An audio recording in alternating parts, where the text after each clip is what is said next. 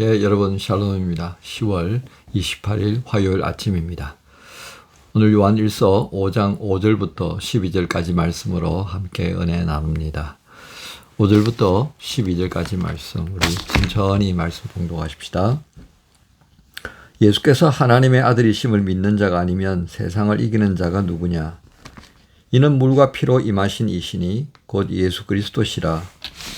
물로만 아니요 물과 피로 임하셨고 정언하는 이는 성령이시니 성령은 진리니라. 정언하는 이가 셋이니 성령과 물과 피라. 또한 이 셋은 합하여 하나이니라. 만일 우리가 사람들의 정언을 받을진대 하나님의 정언은 더욱 크도다. 하나님의 정언은 이것이니 그의 아들에 대하여 정언하신 것이니라. 하나님의 아들을 믿는 자는 자기 안에 증거가 있고 하나님을 믿지 아니하는 자는 하나님을 거짓말하는 자로 만드나니 이는 하나님께서 그 아들에 대하여 정언하신 증거를 믿지 아니하였음이라. 또 증거는 이것이니 하나님이 우리에게 영생을 주신 것과 이 생명이 그의 아들 안에 있는 그것이니라. 아들이 있는 자에게는 생명이 있고 하나님의 아들이 없는 자에게는 생명이 없느니라. 아멘. 오늘 말씀의 제목은 우리의 믿음을 견고하게 만드는 성령님, 우리의 믿음을 견고하게 만드는 성령님, 이런 제목으로 말씀 나눕니다. 예, 오늘 5절은 세상을 이길 수 있는 그 길이 어디에 있느냐 하는 말씀을 해주십니다. 바로 세상을 이길 수 있는 것은 예수께서 하나님의 아들이심을 믿는 그 믿음으로만이 이길 수 있다, 이렇게 정리해서 말씀할 수 있겠습니다. 그런데 여기서 본문에서 이기는 자라고 하는 부분은요, 한 방에 그냥 이게 아니라 계속해서 이기는 겁니다. 왜 이런 표현을 썼을 것 같아요? 그것은 우리의 삶이 계속해서 이 땅에서 살아가는 날이 있기 때문에 그렇습니다. 산다라고 하는 것은 진행형이잖아요. 그러니까 그 삶의 진행 속에는 우리가 아직 살지 못했던 시간 속에 도사리고 있는 여러 가지 힘들고 어려운 부분이 있다는 것이 전제되겠죠. 그래서 신앙이라고 하는 것은 바로 이런 것입니다. 우리가 아직 살지 못한 삶 속에서도 능히 우리를 이기게 하시는 예수께서 우리와 함께 해 주실 것이라고 믿는 것. 이게 신앙이죠. 그죠? 그러니까 오늘 분명히 말씀하잖아요. 세상을 이길 수 있는 게 도대체 뭘까? 그것은 예수께서 하나님의 아들이심을 믿는 이 믿음에서부터 우리는 이기게 되는 것이다. 그러니까 이미 싸움은 이기고 시작하는 거다. 그렇게 할 수 있겠습니다. 왜요? 예수께서 말씀하신 내가 이겼다 라고 하셨지 않습니까? 그러니까 그 이름을 믿는 우리에게는 앞으로 또 계속해서 이기는 싸움을 하는 거지 지는 싸움을 하는 건 아니다. 자, 이기는 싸움을 한다라고 하는 것을 확실하게 증거해 준 이 증거가 세 가지가 있어요. 물과 피와 그리고 성령, 이렇게 이야기되는데요. 처음은 물과 성령에 대해서 말씀합니다. 자, 여러분 6절에 보면 물과 피로 임하시니 곧 예수 그리스도다, 이렇게 말씀하죠. 이 물과 피에 대한 해석이 세 가지가 존재합니다. 종교개혁 이론 루트와 칼빈, 이들은 이 성례전으로 소위 세례를 받고 성찬에 참여하는 것, 이 두 가지를 이제 의미한다, 이렇게 이제 보았던 겁니다. 그러나 또 어거스틴은 초대교회 교부죠. 굉장한 영향을 주었습니다. 이 어거스틴은 이 두 가지, 소위 말하는 이 물과 피라고 하는 것은 십자가 고난을 의미하는 것이다. 그것을 통하여서 우리의 구주가 되셨다는 것을 확인시켜 준 것이다. 이제 이렇게 정리하죠. 그러나 세 번째는 다수의 성경학자들이 동의하는 부분인데요. 두 가지입니다. 물은 언제 의미가 있어요? 세례에 맞습니다. 그런데 이 세례를 받으실 때 예수께서 물 위에서 올라오실 때 그 위에 비둘기가 임하시잖아요. 그죠? 그리고 아들이심을 증거하는 그 말씀이 임하는 것 보게 되고요. 그 다음에 십자가에서 대속의 피를 흘렸습니다. 그래서 우리가 예를 들면 그 처형 장면을 진행하고 지켜봤던 그 로마 군대 백부장이 저가 진짜 하나님의 아들이었구나라고 하는 고백을 하잖아요. 그죠? 바로 이러한 일련의 과정들을 통해서 피를, 그 대속의 피를 흘리신 예수께서 우리의 구주가 되셨다는 것. 물에서 올라오실 때 비둘기가 임하고 피 흘리시는 그 두 개의 장면을 통하여서 바로 증거되셨던 우리의 구주시다라고 하는 것을 의미합니다. 자, 그런데 이거로 끝나면 되겠습니까? 안 되죠. 성령께서도 계속해서 우리로 하여금 또 지속적으로 기억나게 하고 깨닫게 하는 보혜사 성령이 우리에게 오십니다. 그 보혜사 성령에 대해서 진리의 영으로 그렇게 말씀하셨잖아요. 그죠? 예수님께서 그 진리의 영이 또 예수께서 하나님의 아들이심을 증거하는 겁니다. 그런데 오늘 여기 말씀 6절에 보면 물과 피로 임하신 이렇게 말씀해요. 물과 피. 이걸 헬라적 그 문장으로 그대로 변하면 물 안에서 피 안에서 나타나시고 증거하신 예수, 이런 의미가 되겠습니다. 왜 그랬을 것 같아요?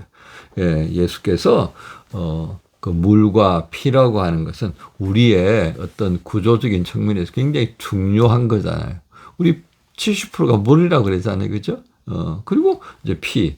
이러한 부분들을 우리가 생각한다면 예수께서는 영지주의자들이 말하는 슬쩍 들어왔다가 슬쩍 나가는 그런 존재가 아니라는 겁니다. 우리의 몸속에 있는 이 물, 그리고 가장 중요한 이 물과 그리고 피, 여기에 함께 하셨던, 그래서 성령의 그 세례 받을 때도 십자가에서 죽으실 때도 그 모든 것에 함께 하신 바로 온전하신 성육신의 그 예수 그리스도를 우리에게 증거하는 겁니다.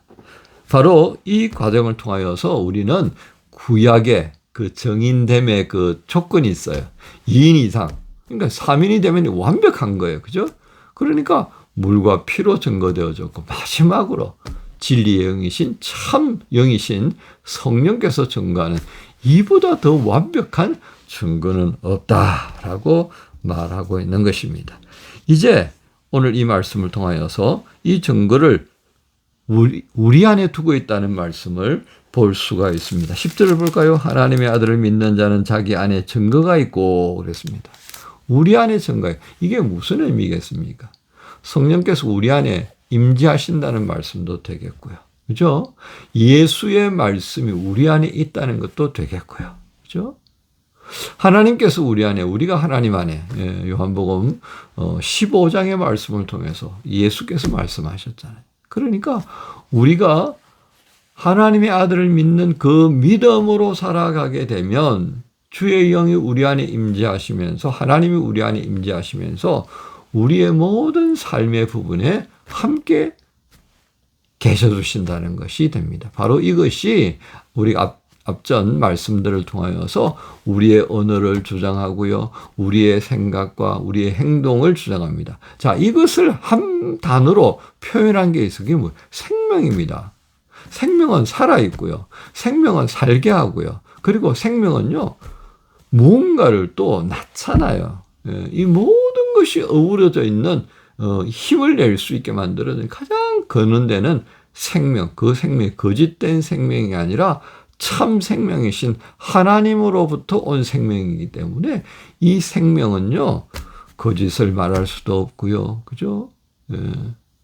오직 하나님의 뜻대로 행하는 그 길을 우리가 갈 수밖에 없다라고 하는 거예요. 이래서 하나님 안에서 있는 증거인 이 영생을 우리에게 주심으로 인하여서 우리는 어떻게 돼요? 우리가 증거 자체가 된다라고 하는 거예요. 이렇게 되니까 우리 가치가 확 올라가지고 내 사는 것 자체가 증거라니까 좀 부끄럽기도 하고 그렇습니다. 자, 오늘 이 말씀을 정리하면서요, 우리는 결국 어떤 존재로 살아가는 것이 합당하다 하겠습니까? 우리에게 영생을 주신 것과 이 생명이 그의 아들 안에 있는 그것이라고 하셨던 이 귀한 것들을 우리가 드러내야 되는데, 그것을 12절에 생명이라고 그랬습니다. 아들이 있는 자에게는 생명이 있고 하나님의 아들이 없는 자에게는 생명이 없다.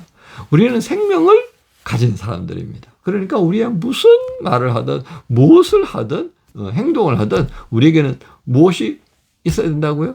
드러나야 된다고요? 확인되어야 된다고요? 생명입니다.